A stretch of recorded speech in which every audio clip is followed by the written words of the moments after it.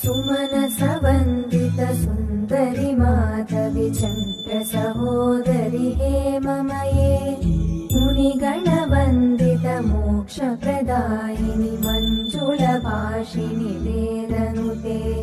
पङ्कजवासिनि देव सुपूजित सद्गुणवर्षिणि शान्तियुते जय जय हे मधुसूदन कामिनि आदिलक्ष्मि जय पालय माम्।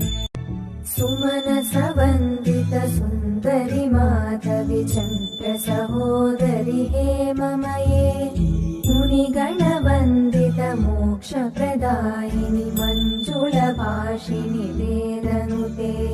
पङ्कजवासिनि देव सुपूजित सद्गुणवर्षिणि शान्तियुते